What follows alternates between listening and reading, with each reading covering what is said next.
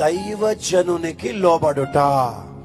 నీ స్థానిక సేవకు నిన్ను కని, నిన్ను పెంచి, నిన్ను పెద్ద చేసి, నిన్ను పోషించి, నీ బాగోపులు కనిపెట్టుకొని, నీ చుట్టూ గమనించుకుంటూ నీ కొరకు ప్రయాసపడుతున్నా నీ దైవ సేవకుని మాటలు వింటున్నావా బిడ్డ? హలో, మీ సేవకుల మాట వినే మనస్సు మీకుందా? బైబిల్ చూడండి ఎంత కఠినంగా మాట్లాడుతున్నాడో. దేవుని మాట వినకపోయినా క్షమాపణ ఉందేమో, దేవుని మాట వినకపోతే చస్తాడని బైబిల్ ఎక్కడ లేదు, కానీ సేవకుని మాట వినకపోతే మాత్రం అది చస్తాడు. అది ఎప్పుడైనా సంబంధం ఇస్తాం. దైవ సేవకుని కొరకు కనిపెట్టకుండా బలి అర్పించిన సౌలును కొట్టిబడలే, దేవుడు తీసేలే. వాణ్ణి లెక్క చేయలేదు నువ్వు నేనెంత.